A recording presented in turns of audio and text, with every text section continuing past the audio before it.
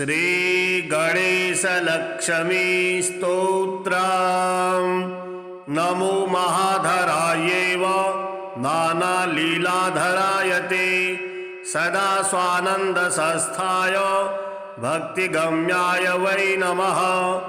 अनन्ताननदेहाय ह्यनन्तविभवाय ते अनन्तहस्तपादाय सदानन्दाय वै नमः। चराचरमयायैव चराचरविवर्जित योगशान्तिप्रदात्रे ते सदा योगीस्वरूपिणे अनादये गणेशाय आदिमध्यान्तस्वरूपिणे आदिमध्यान्तहीनाय विघ्नेशाय नमो नमः।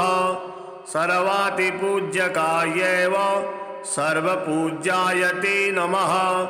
सर्वेषां कारणायैव ज्येष्ठराजाय ते नमः। विनायकाय सर्वेषां नायकाय विशेषतः दुण्डिराजाय हेरम्ब भक्तेशाय नमो नमः। सृष्टिकर्ते सृष्टिहर्ते पालकाय नमो नमः। त्रिभिर्हीनाय देवेश गुणेशाय नमो नमः।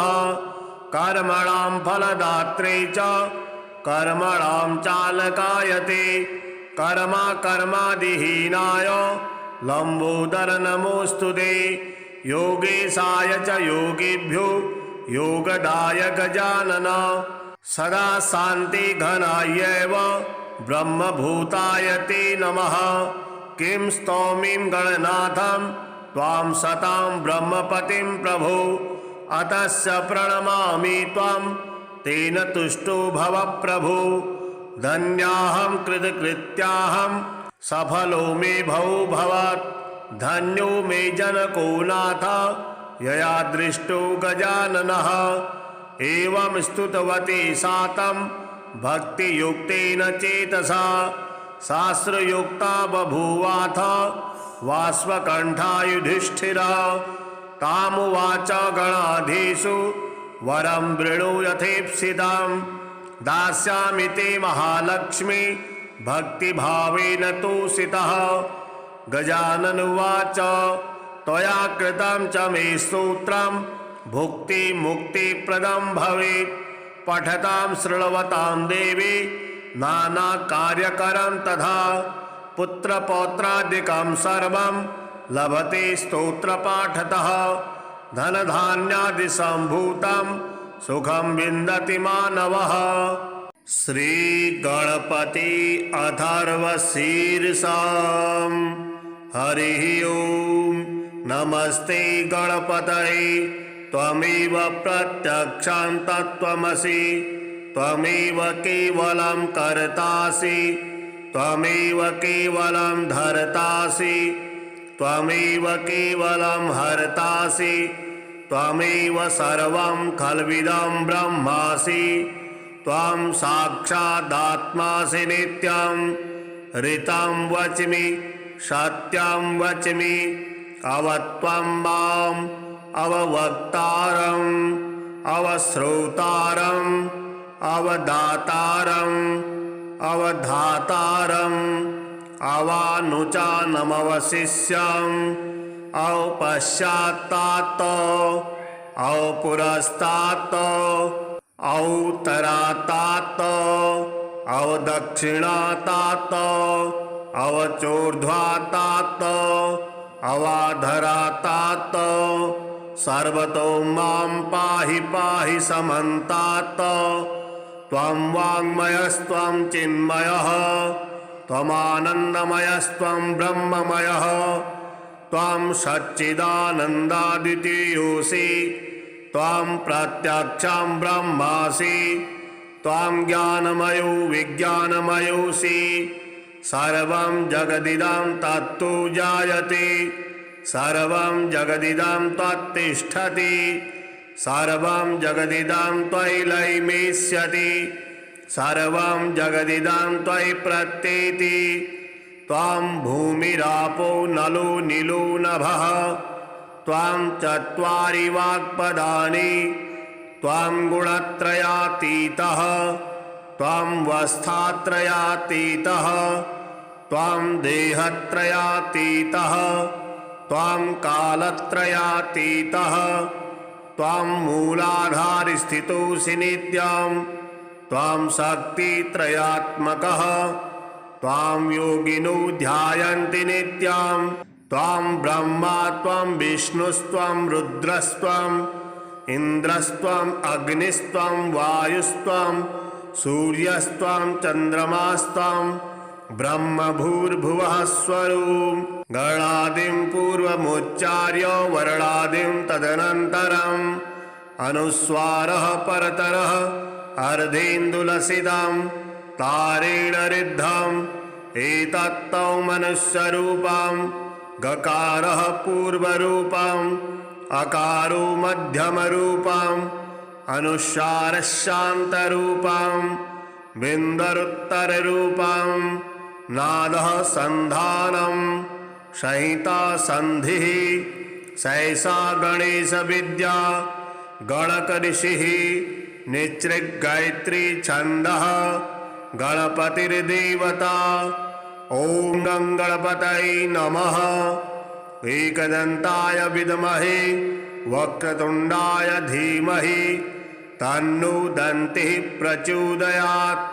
एकदन्तं चतुर्हस्तं पाशमङ्कुशधारिणं रदं च वरदं हस्तैर्बिभ्राणं मूषकध्वजं रक्तं लम्बोदरं शूर्पकर्णकं रक्तवाससं रक्तगन्धानुलिप्ताङ्गं रक्तपुष्पैः सुपूजितं भक्तानुकम्पिनं देवं जगत्कारणमच्युतम् आविर्भूतं च श्रेष्ठादौ प्रकृतेः पुरुषात् परम् एवं ध्यायति यो नित्यं स योगी योगिनां वरः। नमो व्रातपतये नमो गणपतये नमः प्रमथपतये नमस्ते सुलम्बोदराय एकदन्ताय विघ्ननाशिने शिवसुताय श्रीवरदमूर्तये नमो नमः। एतदर्थौ शीर्षां योधीति स ब्रह्मभूयाय कल्पते स सर्वतः सुखमेधते स सर्वविघ्नैर्न बाध्यते स पञ्चमहापापात् प्रमुच्यते सायमधियानो दिवस्कृतं पापं नाशयति प्रातर्धियानो रात्रिकृतं पापं नाशयति सायं प्रातः प्रयुञ्जानो अपापो भवति सर्वत्राधियानो अपिघ्नो भवति धर्मार्थकाममोक्षं च विन्दति। इदम् अथर्वशीर्षमशिष्याय न देयं यो यदि मोहात् दास्यति स पापीयान् भवति सहस्रावर्तनात् यं यं कामधीति तं तमनेन साधयेत् अनेन गणपतिं विषिञ्चति स वाग्मी भवति चतुर्थ्यां मनश्नं जपति स विद्यावान् भवति स यशोवान् भवति इत्यथर्ववाक्यं ब्रह्माद्यावर्णं विद्यात् न बिभेति कदाचनेति यो दुर्वान् कुरेर्यजति स वैश्रवणोपमो भवति यो लाजिर्यजति स यशोवान् भवति स मेधावान् भवति यो मोदकसहस्रेण यजति स वाञ्छितफलमवाप्नोति यः साध्यसमिद्भिर्यजति स सर्वं लभते स सर्वं लभते। अष्टौ ब्राह्मणान् सम्यग् सूर्यवर्चस्वी भवति सूर्यग्रहे महानद्यां प्रतिमा सन्निधौ वा जपत्वा सिद्धमन्त्रो भवति महाविघ्नात् प्रमुच्यते महादोषात् प्रमुच्यते महापापात् प्रमुच्यते स सर्वविद् भवति स सर्वविद् भवति यैवं वेद इत्युपनिषद। ॐ शान्तिः शान्तिः शान्तिः। श्री गणेश स्तोत्रम् नारद उवाच प्रणम्य शिरसा देवं गौरीपुत्रं विनायकं भक्तावासं स्मरेन् नित्यम् आयुः कामार्थसिद्धये प्रथमं वक्रतुण्डं च एकदन्तं द्वितीयकं तृतीयं कृष्णपिङ्गाक्षं गजवक्त्रं चतुर्थकं लम्बोदरं पंचमं च षष्ठं विकटमेव च सप्तमं विघ्नराजेन्द्रं धूम्रवर्णं तथाष्टमं नवमं भालचन्द्रं च दशमं तु विनायकम् एकादशं गणपतिं द्वादशं तु गजाननं द्वादशैस्तानि नामानि त्रिसन्ध्यं यः पठेन्नरः न च विघ्नभयं तस्य सर्वसिद्धिकरः प्रभुः विद्यार्थी लभते विद्यां धनार्थी लभते धनं पुत्रार्थी लभते पुत्रान् मोक्षार्थी लभते गतिं जपेत् गणपति स्तोत्रं षड्भिर्मासैः फलं लभेत् संवत्सरेण सिद्धिं च लभते नात्र संशयः अष्टभ्यो ब्राह्मणेभ्यश्च लिखित्वा यः समर्पयेत् तस्य विद्या भवेत् सर्वा गणेशस्य प्रसादतः नमो महाधरायैव नानालीलाधराय ते सदा स्वानन्दसंस्थाय भक्तिगम्याय वै नमः अनन्ताननदेहाय ह्यनन्तविभवाय ते अनन्तहस्तपादाय सदानन्दाय वै नमः चराचरमयायैव चराचरविवर्जिता योगशान्तिप्रदात्रे ते सदा योगीस्वरूपिणे अनादये गणेशाय आदिमध्यान्तस्वरूपिणे आदिमध्यान्तहीनाय विघ्नेशाय नमो नमः सर्वातिपूज्यकायैव सर्वपूज्याय ते नमः सर्वेषां कारणायैव ज्येष्ठराजाय ते नमः विनायकाय सर्वेषां नायकाय विशेषतः दुण्डिराजाय हेरम्ब भक्तेशाय नमो नमः सृष्टिकर्ते सृष्टिहर्ते पालकाय नमो नमः त्रिभिर्हीनाय देवेश गुणेशाय नमो नमः कर्मणां फलदात्रे च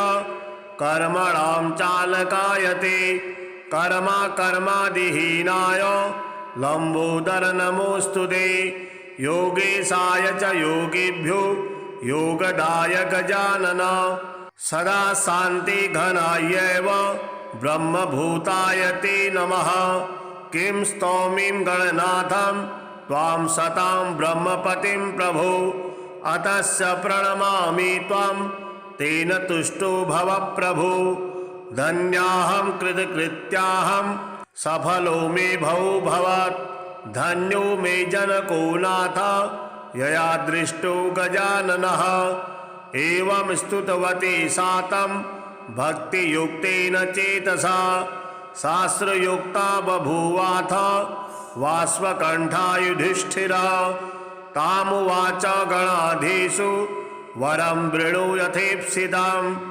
दास्यामि ते महालक्ष्मी भक्तिभावेन तोषितः गजानन उवाच त्वया कृतं च मे स्तोत्रं भुक्तिमुक्तिप्रदं भवेत् पठतां शृण्वतां देवी नानाकार्यकरं तथा पुत्रपौत्रादिकं सर्वं लभते स्तोत्रपाठतः धनधान्यादिसम्भूतं सुखं विन्दति मानवः श्रीगणपति अथर्वशीर्षं हरिः ओं नमस्ते गणपतये त्वमेव प्रत्यक्षं तत्त्वमसि त्वमेव केवलं कर्तासि त्वमेव केवलं धर्तासि त्वमेव केवलं हर्तासि त्वमेव सर्वं खल्विदं ब्रह्मासि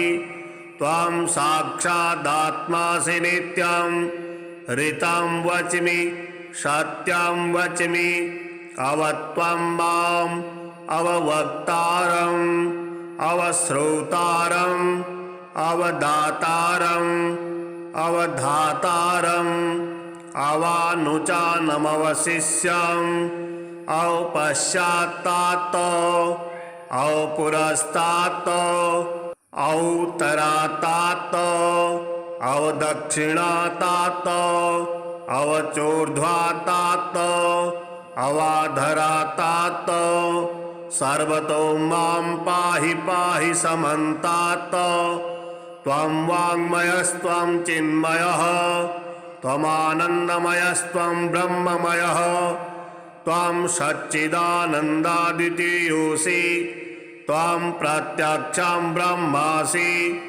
त्वं ज्ञानमयो विज्ञानमयोऽसि सर्वं जगदिदं तत्तु जायते सर्वं जगदिदं त्वत्तिष्ठति सर्वं जगदिदं त्वयि लयमेष्यति सर्वं जगदिदं त्वयि प्रत्येति त्वं भूमिरापो नलो नीलो नभः त्वं चत्वारि वाक्पदानि त्वं गुणत्रयातीतः त्वं वस्थात्रयातीतः त्वं देहत्रयातीतः त्वं कालत्रयातीतः त्वं मूलाधारस्थितोऽसि नित्यं त्वं शक्तित्रयात्मकः त्वां योगिनो ध्यायन्ति नित्यं त्वां ब्रह्मा त्वं विष्णुस्त्वं रुद्रस्त्वम् इन्द्रस्त्वम् अग्निस्त्वं वायुस्त्वं सूर्यस्त्वं चन्द्रमास्त्वं ब्रह्मभूर्भुवः स्वरूपं गणादिं पूर्वमुच्चार्य वर्णादिं तदनन्तरम् अनुस्वारः परतरः अर्धेन्दुलसितं तारेण ऋद्धम् एतत्तौ मनुष्यरूपं गकारः पूर्वरूपम् अकारो मध्यमरूपम् अनुस्वारः शान्तरूपम् बिन्दरुत्तररूपम् नादः सन्धानम् संहिता सन्धिः सैषा गणेशविद्या गणकऋषिः निच्छृङ्गायत्री छन्दः गणपतिर्देवता ॐ गणपतये नमः एकदन्ताय विद्महे वक्रतुण्डाय धीमहि तन्नो दन्तिः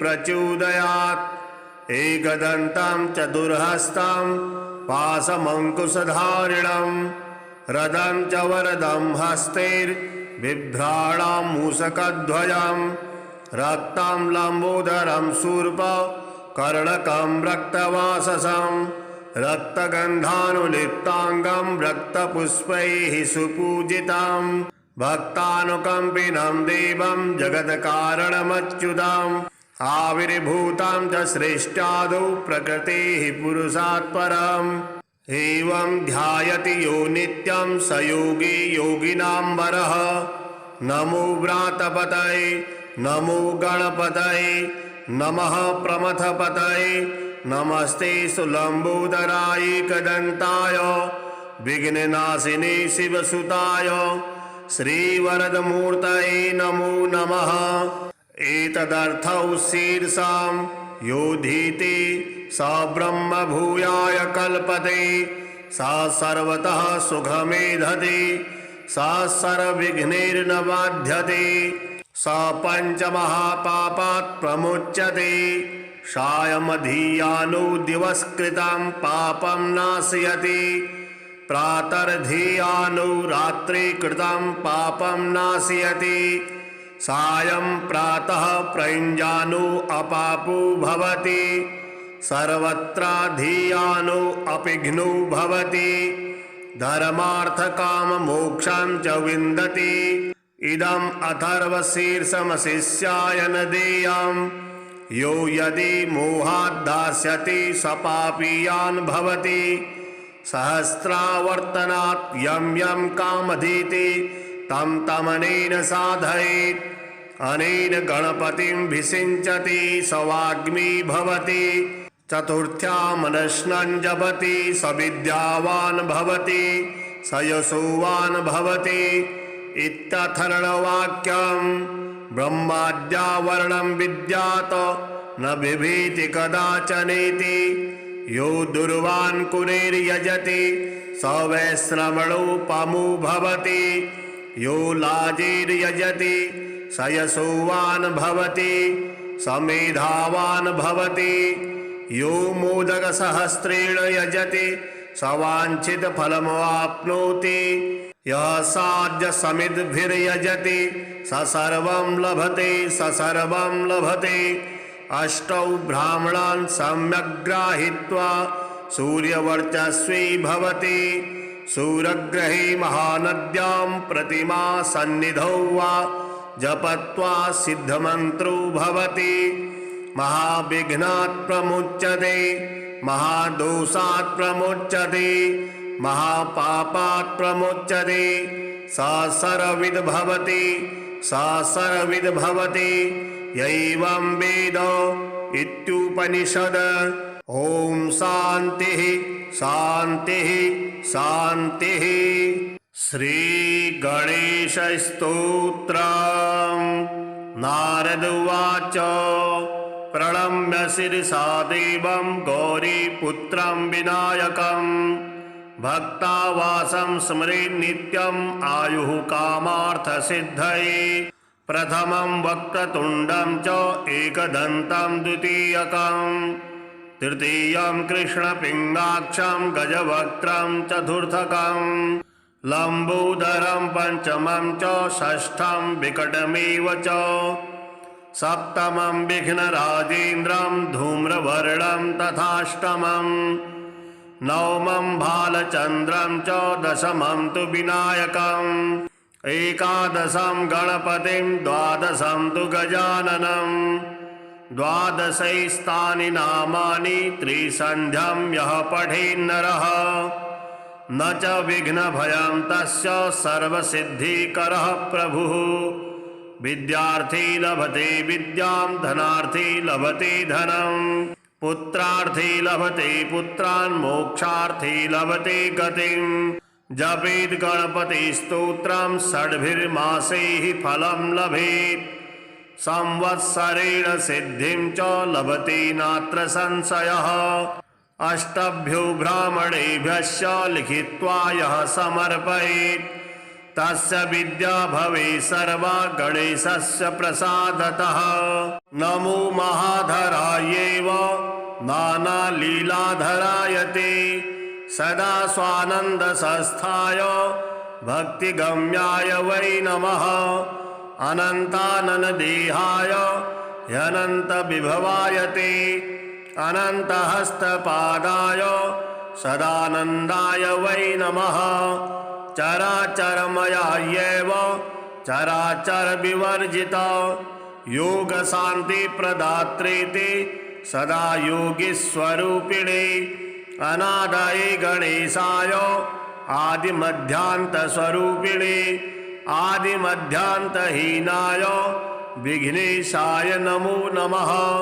सर्वातिपूज्यकायैव सर्वपूज्याय ते नमः। सर्वेषां कारणायैव ज्येष्ठराजाय ते नमः। विनायकाय सर्वेषां नायकाय विशेषतः। दुण्डिराजाय हेरम्ब भक्तेशाय नमो नमः। सृष्टिकर्ते सृष्टिहर्ते पालकाय नमो नमः। त्रिभिर्हीनाय देवेश गुणेशाय नमो नमः। कर्मणां फलदात्रे च कर्मणां चालकाय ते। कर्मादिहीनाय लम्बोदर नमोऽस्तु ते। योगेशाय च योगिभ्यो योगदाय गजानन। सदा शान्तिघनायैव ब्रह्मभूताय ते नमः। किं स्तौमिं गणनाथं त्वां सतां ब्रह्मपतिं प्रभो। अतस्य प्रणमामि त्वां तेन तुष्टो भव प्रभो। धन्याहं कृतकृत्याहं सफलो मे भवो भवत्। धन्यो मे जनको नाथ यया दृष्टो गजाननः। एवं स्तुतवती सा तं भक्तियुक्तेन चेतसा शास्त्रयुक्ता बभूवाथ वाष्पकण्ठा युधिष्ठिरः।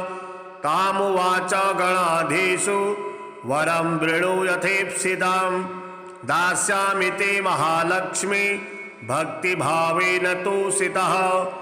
गजानन उवाच त्वया कृतं च मे स्तोत्रं भुक्तिमुक्तिप्रदं भवेत्। पठतां शृण्वतां देवी नानाकार्यकरं तथा पुत्रपौत्रादिकं सर्वं लभते स्तोत्रपाठतः। धनधान्यादिसम्भूतं सुखं विन्दति मानवः। श्रीगणपति अथर्वशीर्षम्। हरिः ओम्। नमस्ते गणपतये त्वमेव प्रत्यक्षं तत्त्वमसि। त्वमेव केवलं कर्तासि त्वमेव केवलं धर्तासि त्वमेव केवलं हर्तासि त्वमेव सर्वं खल्विदं ब्रह्मासि। त्वं साक्षादात्मासि नित्यं ऋतं वच्मि सत्यं वच्मि। अवत्वं माम् अववक्तारम् अवश्रोतारम् अवदातारम् अवधातारम् अवानुचानमवशिष्यम् औपश्चात्तात् औपुरस्तात् औत्तरात्तात् अवदक्षिणात्तात् अवचोर्ध्वात्तात् अवाधरात्तात् सर्वतो मां पाहि पाहि समन्तात्। त्वं वाङ्मयस्त्वं चिन्मयः त्वमानन्दमयस्त्वं ब्रह्ममयः। त्वं सच्चिदानन्दादितीयोऽसि त्वं प्रत्यक्षं ब्रह्मासि। त्वं ज्ञानमयो विज्ञानमयोऽसि। सर्वं जगदिदं तत्तु जायते सर्वं जगदिदं त्वत्तिष्ठति सर्वं जगदिदं त्वयि लयमेष्यति सर्वं जगदिदं त्वयि प्रत्येति। त्वं भूमिरापो नलो नीलो नभः त्वं चत्वारि वाक्पदानि। त्वं गुणत्रयातीतः त्वं वस्थात्रयातीतः त्वं देहत्रयातीतः त्वं कालत्रयातीतः त्वं मूलाधारस्थितोऽसि नित्यं त्वं शक्तित्रयात्मकः। त्वां योगिनो ध्यायन्ति नित्यं त्वां ब्रह्मा त्वं विष्णुस्त्वं रुद्रस्त्वं इन्द्रस्त्वं अग्निस्त्वं वायुस्त्वं सूर्यस्त्वं चन्द्रमास्त्वं ब्रह्मभूर्भुवः स्वरूपं। गणादिं पूर्वमुच्चार्य वर्णादिं तदनन्तरम् अनुस्वारः परतरः अर्धेन्दुलसितं तारेण ऋद्धम् एतत्तौ मनुष्यरूपं। गकारः पूर्वरूपम् अकारो मध्यमरूपम् अनुस्वारः शान्तरूपम् बिन्दरुत्तररूपम् नादः सन्धानम् संहिता सन्धिः सैषा गणेशविद्या गणकऋषिः निच्छृङ्गायत्री छन्दः गणपतिर्देवता। ॐ गं गणपतये नमः। एकदन्ताय विद्महे वक्रतुण्डाय धीमहि तन्नो दन्तिः प्रचोदयात्। एकदन्तं चतुर्हस्तं पाशमङ्कुशधारिणं रदं च वरदं हस्तैर्बिभ्राणां मूषकध्वजं रक्तं लम्बोदरं शूर्पकर्णकं रक्तवाससं रक्तगन्धानुलिप्ताङ्गं रक्तपुष्पैः सुपूजितं भक्तानुकम्पिनं देवं जगत्कारणमच्युतम् आविर्भूतं च श्रेष्ठादौ प्रकृतेः पुरुषात् परम् एवं ध्यायति यो नित्यं स योगी योगिनां वरः। नमो व्रातपतये नमो गणपतये नमः प्रमथपतये नमस्ते सुलम्बोदराय एकदन्ताय विघ्ननाशिने शिवसुताय श्रीवरदमूर्तये नमो नमः। एतदर्थौ शीर्षां योधीति स ब्रह्म भूयाय कल्पते स सर्वतः सुखमेधते स सर्वविघ्नैर्न बाध्यते स पञ्चमहापापात् प्रमुच्यते सायमधियानो दिवस्कृतं पापं नाशयति प्रातर्धियानो रात्रिकृतं पापं नाशयति सायं प्रातः प्रयुञ्जानो अपापो भवति सर्वत्राधियानो अपिघ्नो भवति धर्मार्थकाममोक्षं च विन्दति।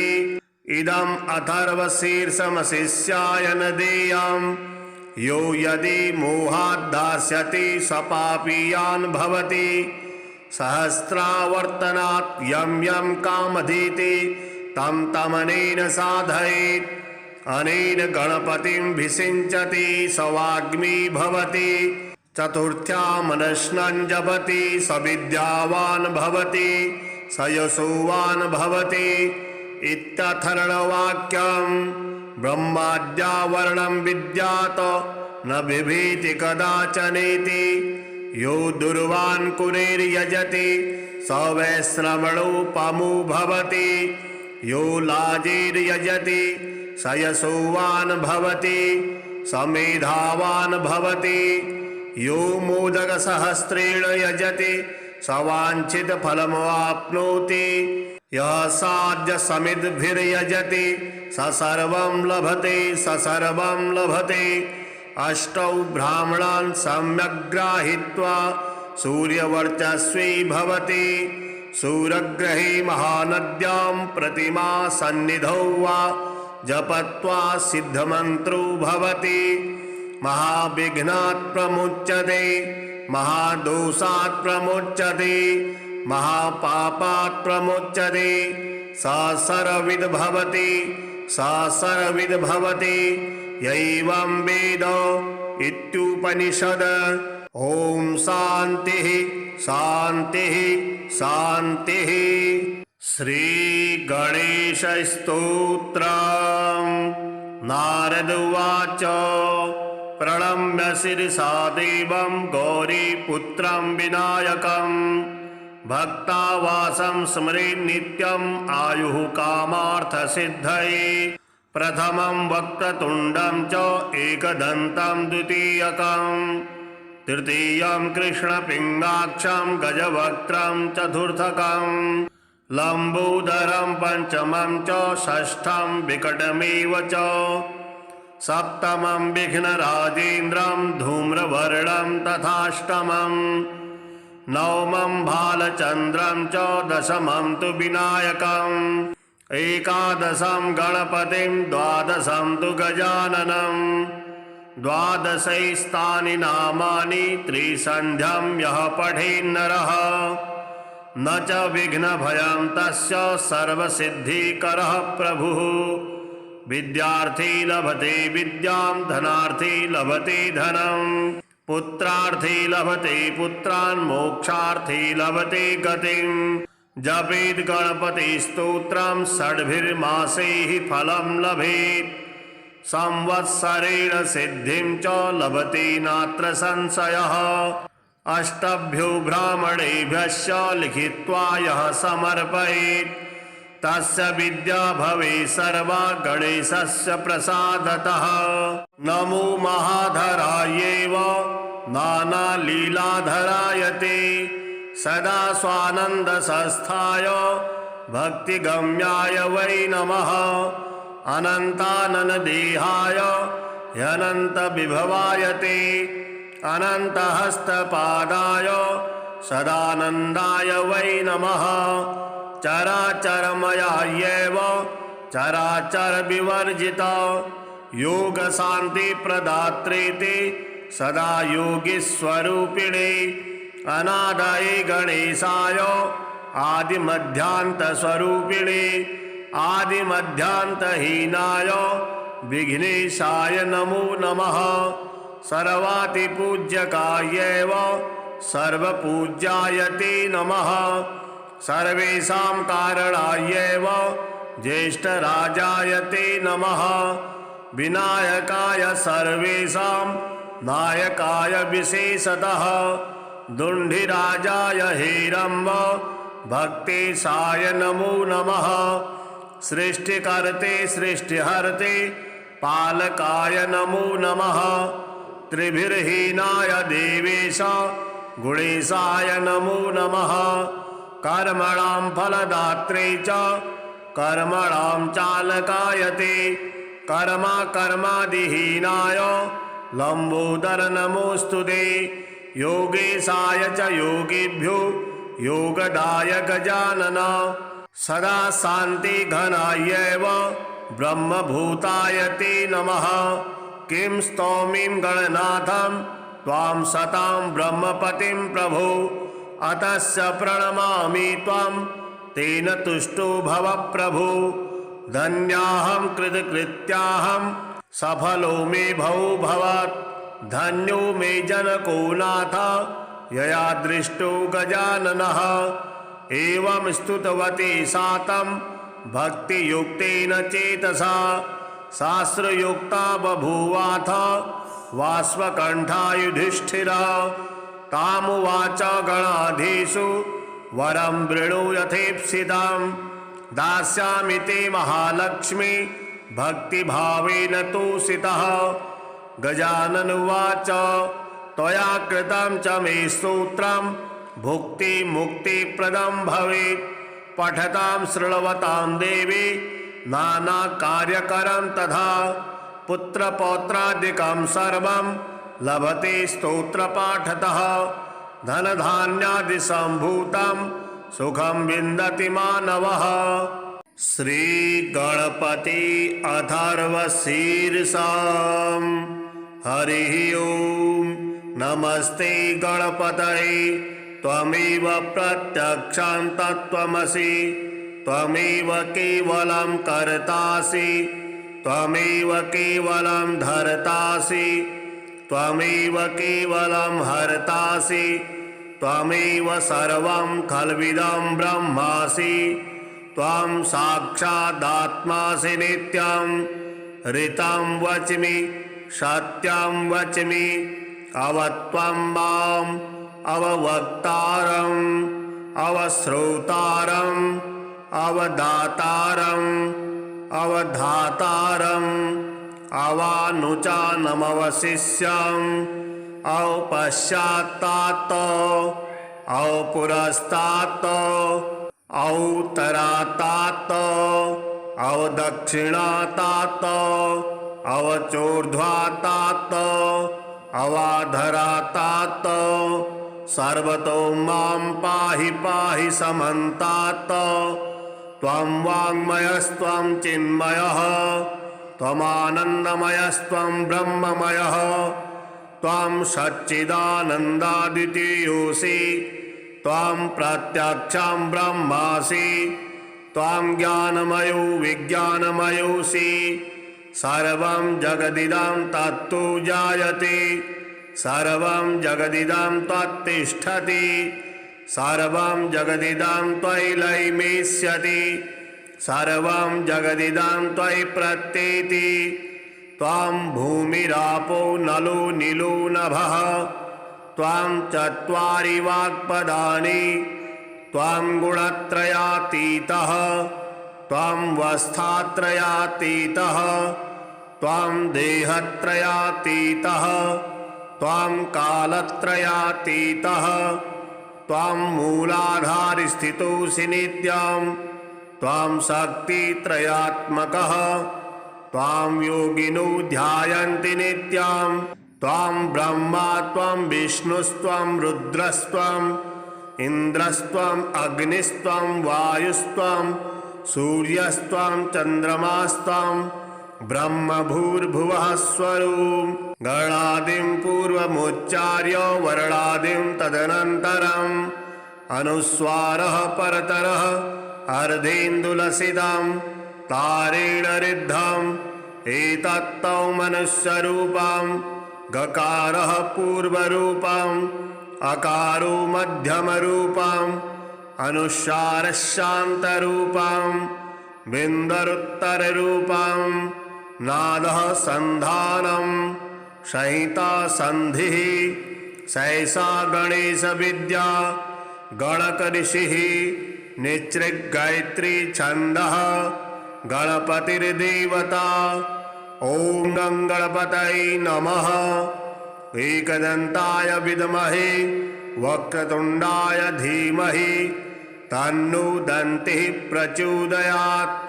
एकदन्तं चतुर्हस्तं पाशमङ्कुशधारिणं रदं च वरदं हस्तैर्बिभ्राणं मूषकध्वजं रक्तं लम्बोदरं शूर्पकर्णकं रक्तवाससं रक्तगन्धानुलिप्ताङ्गं रक्तपुष्पैः सुपूजितं भक्तानुकम्पिनं देवं जगत्कारणमच्युतम् आविर्भूतं च श्रेष्ठादौ प्रकृतेः पुरुषात् परम् एवं ध्यायति यो नित्यं स योगी योगिनां वरः।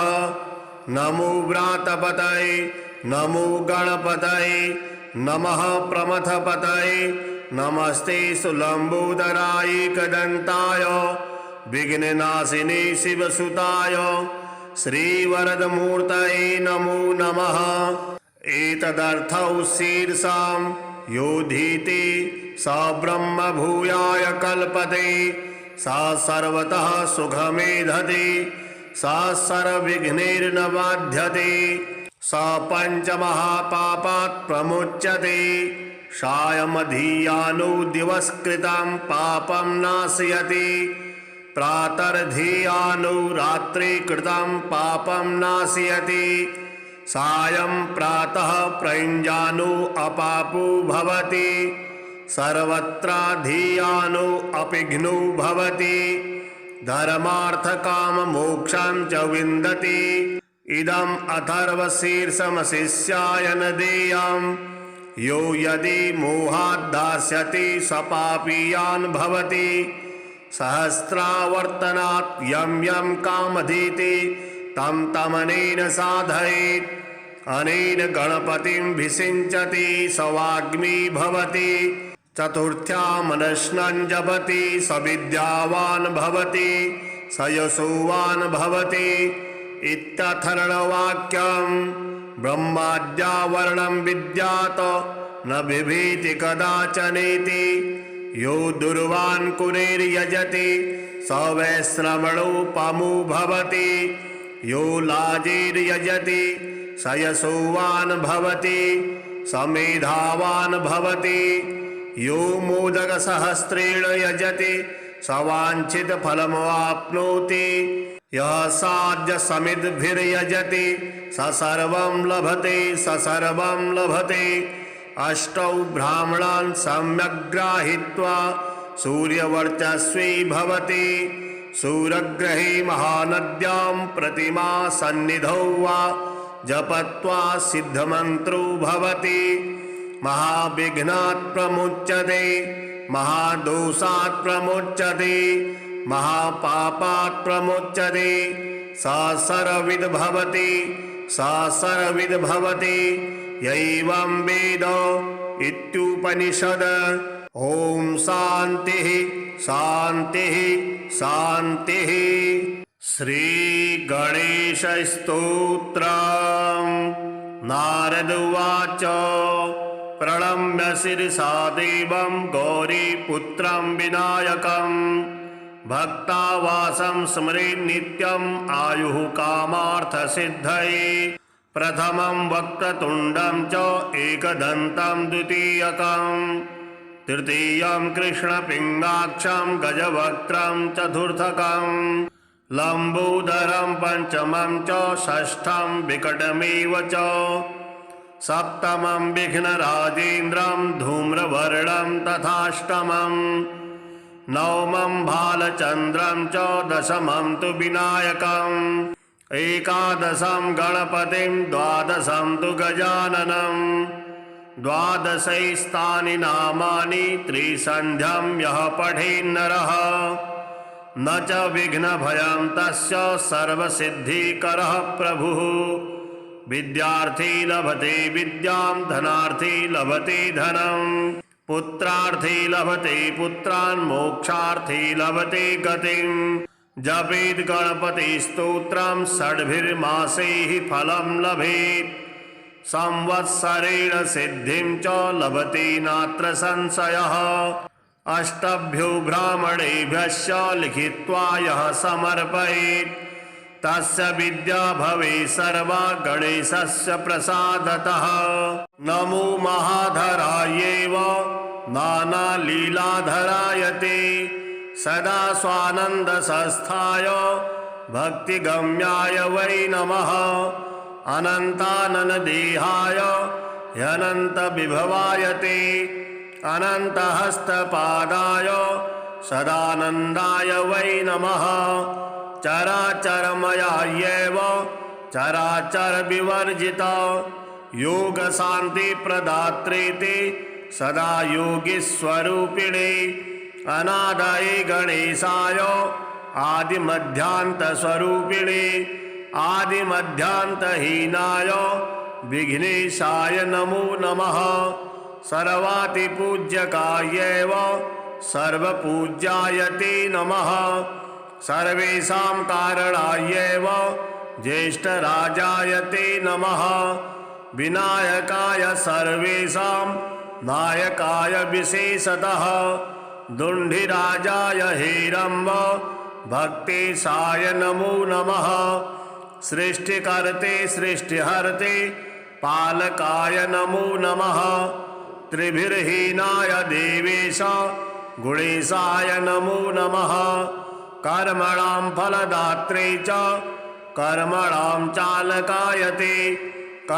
कर्मादिहीनाय लंबोदर नमोऽस्तु ते योगेशाय च योगिभ्यो योगदाय गजानन सदा शान्तिघनायैव ब्रह्मभूताय ते नमः किं स्तौमिं गणनाथं त्वां सतां ब्रह्मपतिं प्रभो अतस्य प्रणमामि त्वां तेन तुष्टो भव प्रभो धन्याहं कृतकृत्याहं सफलो मे भवो भवत् धन्यो मे जनको नाथ यया दृष्टो गजाननः एवं स्तुतवती सा तं भक्तियुक्तेन चेतसा शास्त्रयुक्ता बभूवाथ वाष्पकण्ठा युधिष्ठिरः तामुवाच गणाधीषु वरं वृणु यथेप्सितं दास्यामि ते महालक्ष्मी भक्तिभावेन तोषितः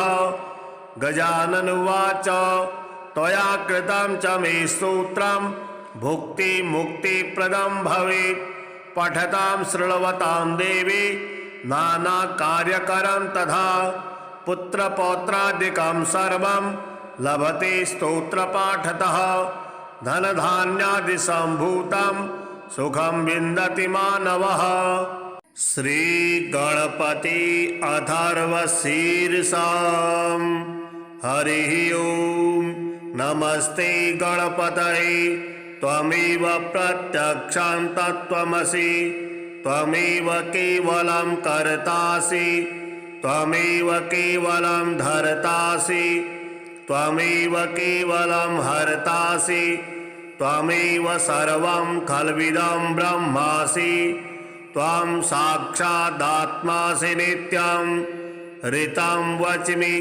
सत्यं वच्मि अवत्वं माम् अववक्तारम् अवश्रोतारम् अवदातारम् अवधातारम् अवानुचानमवशिष्यम् औपश्चात्तात् औपुरस्तात् औतरातात् अवदक्षिणातात् अवचोर्ध्वातात् अवाधरातात् सर्वतो मां पाहि पाहि समन्तात् त्वं वाङ्मयस्त्वं चिन्मयः त्वमानन्दमयस्त्वं ब्रह्ममयः त्वं सच्चिदानन्दादितीयोऽसि त्वं प्रत्यक्षं ब्रह्मासि त्वं ज्ञानमयो विज्ञानमयोऽसि सर्वं जगदिदं तत्तु जायते सर्वं जगदिदं त्वत्तिष्ठति सर्वं जगदिदं त्वयि लयमेष्यति सर्वं जगदिदं त्वयि प्रत्येति त्वं भूमिरापो नलो नीलो नभः त्वं चत्वारि वाक्पदानि त्वं गुणत्रयातीतः त्वं वस्थात्रयातीतः त्वं देहत्रयातीतः त्वं कालत्रयातीतः त्वं मूलाधारस्थितोऽसि नित्यं त्वं शक्तित्रयात्मकः त्वां योगिनो ध्यायन्ति नित्यं त्वां ब्रह्मा त्वं विष्णुस्त्वं रुद्रस्त्वं इन्द्रस्त्वं अग्निस्त्वं वायुस्त्वं सूर्यस्त्वं चन्द्रमास्त्वं ब्रह्मभूर्भुवः स्वरूपं गणादिं पूर्वमुच्चार्य वर्णादिं तदनन्तरम् अनुस्वारः परतरः अर्धेन्दुलसितं तारेण ऋद्धम् एतत्तौ मनुष्यरूपं गकारः पूर्वरूपम् अकारो मध्यमरूपम् अनुस्वारः शान्तरूपम् बिन्दरुत्तररूपम् नादः सन्धानम् संहिता सन्धिः सैषा गणेशविद्या गणकऋषिः निच्छृङ्गायत्री छन्दः गणपतिर्देवता ॐ गणपतये नमः एकदन्ताय विद्महे वक्रतुण्डाय धीमहि तन्नो दन्तिः प्रचोदयात् एकदन्तं चतुर्हस्तं पाशमङ्कुशधारिणं रदं च वरदं हस्तैर्बिभ्राणां मूषकध्वजं रक्तं लम्बोदरं शूर्पकर्णकं रक्तवाससं रक्तगन्धानुलिप्ताङ्गं रक्तपुष्पैः सुपूजितं भक्तानुकम्पिनं देवं जगत्कारणमच्युतम् आविर्भूतां च श्रेष्ठादौ प्रकृतेः पुरुषात् परम् एवं ध्यायति यो नित्यं स योगी योगिनां वरः नमो व्रातपतये नमो गणपतये नमः प्रमथपतये नमस्ते सुलम्बोदराय एकदन्ताय विघ्ननाशिने शिवसुताय श्रीवरदमूर्तये नमो नमः एतदर्थौ शीर्षां योधीति स ब्रह्मभूयाय कल्पते स सर्वतः सुखमेधते स सर्वविघ्नैर्न बाध्यते स पञ्चमहापापात् प्रमुच्यते सायमधियानो दिवस्कृतं पापं नाशयति प्रातर्धियानो रात्रिकृतं पापं नाशयति सायं प्रातः प्रयुञ्जानो अपापो भवति सर्वत्राधियानो अपिघ्नो भवति धर्मार्थकाममोक्षं च विन्दति इदम् अथर्वशीर्षमशिष्याय न देयम् यो यदि मोहाद्दास्यति स पापीयान् भवति सहस्रावर्तनात् यं यं कामधीति तं तमनेन साधयेत् अनेन गणपतिं विषिञ्चति स वाग्मी भवति चतुर्थ्यामनश्नं जपति स विद्यावान् भवति स यशोवान् भवति इत्यथर्ववाक्यम् ब्रह्माद्यावर्णं विद्यात् न बिभेति कदाचनेति यो दुर्वान् कुरेर्यजति स वैश्रवणोपमो भवति यो लाजेर्यजति स यशोवान् भवति स मेधावान् भवति यो मोदकसहस्रेण यजति स वाञ्छितफलमवाप्नोति यः साध्य समिद्भिर्यजति स सर्वं लभते स सर्वं लभते। अष्टौ ब्राह्मणान् सम्यक् गृहीत्वा सूर्यवर्चस्वी भवति। सूर्यग्रहे महानद्यां प्रतिमा सन्निधौ वा जपत्वा सिद्धमन्त्रो भवति। महाविघ्नात् प्रमुच्यते महादोषात् प्रमुच्यते महापापात् प्रमुच्यते। स सर्वविद् भवति स सर्वविद् भवति यैवं वेद इत्युपनिषद। ॐ शान्तिः शान्तिः शान्तिः। श्री गणेश स्तोत्रम्। नारद उवाच प्रणम्य शिरसा देवं गौरीपुत्रं विनायकं भक्तावासं स्मरेन् नित्यम् आयुः कामार्थसिद्धये। प्रथमं वक्रतुण्डं च एकदन्तं द्वितीयकं तृतीयं कृष्णपिङ्गाक्षं गजवक्त्रं चतुर्थकं लम्बोदरं पंचमं च षष्ठं विकटमेव च सप्तमं विघ्नराजेन्द्रं धूम्रवर्णं तथाष्टमं नवमं भालचन्द्रं च दशमं तु विनायकम् एकादशं गणपतिं द्वादशं तु गजाननं। द्वादशैस्तानि नामानि त्रिसन्ध्यं यः पठेन्नरः न च विघ्नभयं तस्य सर्वसिद्धिकरः प्रभुः। विद्यार्थी लभते विद्यां धनार्थी लभते धनं पुत्रार्थी लभते पुत्रान् मोक्षार्थी लभते गतिं।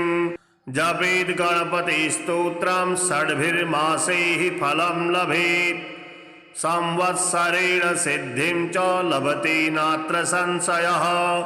अष्टभ्यो ब्राह्मणेभ्यश्च लिखित्वा यः समर्पयेत् तस्य विद्या भवेत् सर्वा गणेशस्य प्रसादतः। नमो महाधरायैव नानालीलाधराय ते सदा स्वानन्दसंस्थाय भक्तिगम्याय वै नमः।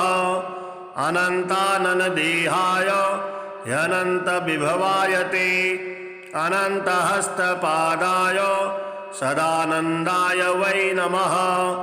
चराचरमयायैव चराचरविवर्जित योगशान्तिप्रदात्रे ते सदा योगीस्वरूपिणे अनादये गणेशाय आदिमध्यान्तस्वरूपिणे आदिमध्यान्तहीनाय विघ्नेशाय नमो नमः। सर्वातिपूज्यकायैव सर्वपूज्याय ते नमः। सर्वेषां कारणायैव ज्येष्ठराजाय ते नमः। विनायकाय सर्वेषां नायकाय विशेषतः दुण्डिराजाय हेरम्ब भक्तेशाय नमो नमः। सृष्टिकर्ते सृष्टिहर्ते पालकाय नमो नमः।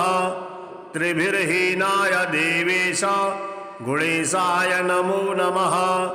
कर्मणां फलदात्रे च कर्मणां चालकाय ते कर्मादिहीनाय लंबोदर नमोस्तु ते। योगेशाय च योगिभ्यो योगदाय गजानन सदा शांति घनायैव ब्रह्मभूताय ते नमः। किं स्तौमिं गणनाथं त्वां सतां ब्रह्मपतिं प्रभो अतस्य प्रणमामि त्वां तेन तुष्टो भव प्रभु। धन्याहं कृतकृत्याहं सफलो मे भवो भवत् धन्यो मे जनको नाथ यया दृष्टो गजाननः। एवं स्तुतवती सा तं भक्तियुक्तेन चेतसा शास्त्रयुक्ता बभूवाथ वाष्पकण्ठा युधिष्ठिरः।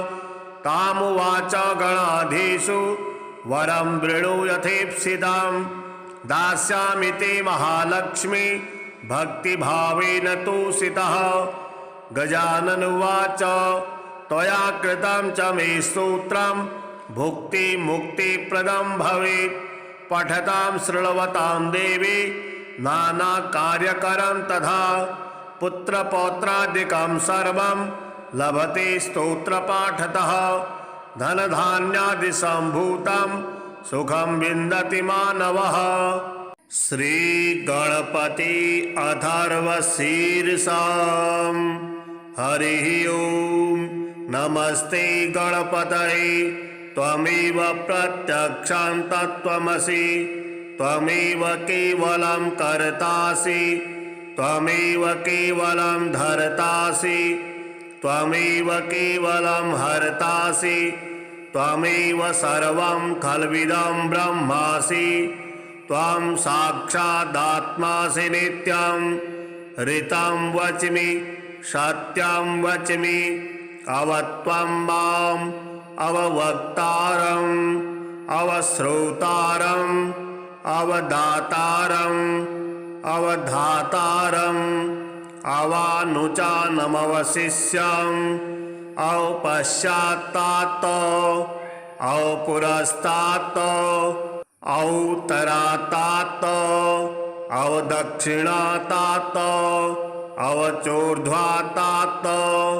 अवाधरात्तात् सर्वतो मां पाहि पाहि समन्तात् त्वं वाङ्मयस्त्वं चिन्मयः त्वमानन्दमयस्त्वं ब्रह्ममयः त्वं सच्चिदानन्दादितीयोऽसि त्वं प्रत्यक्षं ब्रह्मासि त्वं ज्ञानमयो विज्ञानमयोऽसि सर्वं जगदिदं तत्तु जायते सर्वं जगदिदं त्वत्तिष्ठति सर्वं जगदिदं त्वयि लयमेष्यति सर्वं जगदिदं त्वयि प्रत्येति त्वं भूमिरापो नलो नीलो नभः त्वं चत्वारि वाक्पदानि त्वं गुणत्रयातीतः त्वं वस्थात्रयातीतः त्वं देहत्रयातीतः त्वं कालत्रयातीतः त्वं मूलाधारस्थितोऽसि नित्यं त्वं शक्तित्रयात्मकः त्वां योगिनो ध्यायन्ति नित्यं त्वं ब्रह्मा त्वं विष्णुस्त्वं रुद्रस्त्वं इन्द्रस्त्वं अग्निस्त्वं वायुस्त्वं सूर्यस्त्वं चन्द्रमास्त्वं ब्रह्मभूर्भुवः स्वरूपं गणादिं पूर्वमुच्चार्य वर्णादिं तदनन्तरम् अनुस्वारः परतरः अर्धेन्दुलसितं तारेण ऋद्धम् एतत्तौ मनुष्यरूपं गकारः पूर्वरूपम् अकारो मध्यमरूपम् अनुस्वारः शान्तरूपम् बिन्दरुत्तररूपम् नादः सन्धानम् संहिता सन्धिः सहसा गणेशविद्या गणकऋषिः निच्छृङ्गायत्री छन्दः गणपतिर्देवता ॐ गणपतये नमः। एकदन्ताय विद्महे वक्रतुण्डाय धीमहि तन्नो दन्तिः प्रचोदयात्। एकदन्तं चतुर्हस्तं पाशमङ्कुशधारिणं रदं च वरदं हस्तैर्बिभ्राणां मूषकध्वजं रक्तं लम्बोदरं शूर्पकर्णकं रक्तवाससं रक्तगन्धानुलिप्ताङ्गं रक्तपुष्पैः सुपूजितं भक्तानुकम्पिनं देवं जगत्कारणमच्युतम् आविर्भूतं च श्रेष्ठादौ प्रकृतेः पुरुषात् परम् एवं ध्यायति यो नित्यं स योगी योगिनां वरः। नमो व्रातपतये नमो गणपतये नमः प्रमथपतये नमस्ते सुलम्बोदराय एकदन्ताय विघ्ननाशिने शिवसुताय श्रीवरदमूर्तये नमो नमः।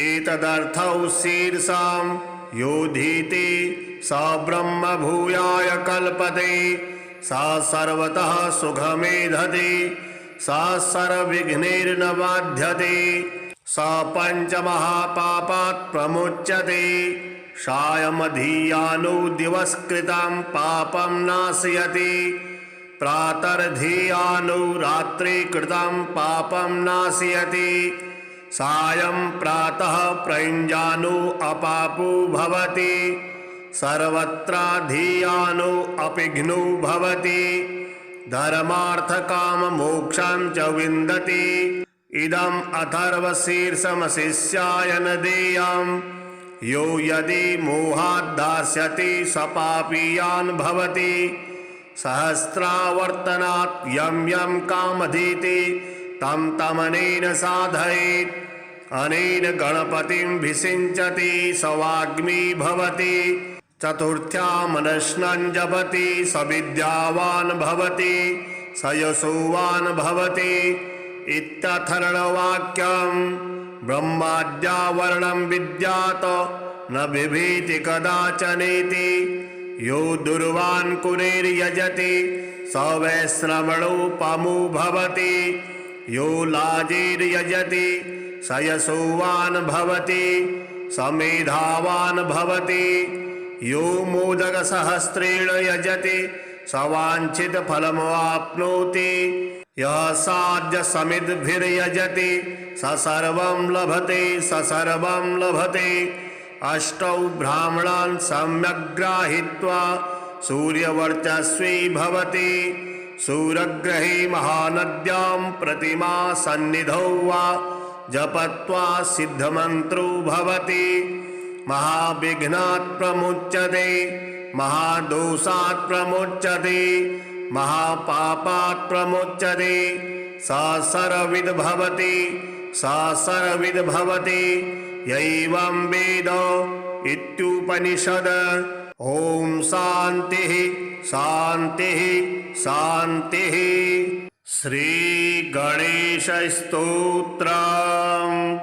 नारद उवाच प्रणम्य शिरसा देवं गौरीपुत्रं विनायकम् भक्तावासं स्मरेन् नित्यम् आयुः कामार्थसिद्धये प्रथमं वक्रतुण्डं च एकदन्तं द्वितीयकं तृतीयं कृष्णपिङ्गाक्षं गजवक्त्रं चतुर्थकं लम्बोदरं पञ्चमं च षष्ठं विकटमेव च सप्तमं विघ्नराजेन्द्रं धूम्रवर्णं तथाष्टमं नवमं भालचन्द्रं च दशमं तु विनायकम् एकादशं गणपतिं द्वादशं तु गजाननं द्वादशैस्तानि नामानि त्रिसन्ध्यं यः पठेन्नरः न च विघ्नभयं तस्य सर्वसिद्धिकरः प्रभुः विद्यार्थी लभते विद्यां धनार्थी लभते धनं पुत्रार्थी लभते पुत्रान् मोक्षार्थी लभते गतिं जपेत् गणपति स्तोत्रं षड्भिर्मासैः फलं लभेत् संवत्सरेण सिद्धिं च लभते नात्र संशयः अष्टभ्यो ब्राह्मणेभ्यश्च लिखित्वा यः समर्पयेत् तस्य विद्या भवेत् सर्वा गणेशस्य प्रसादतः।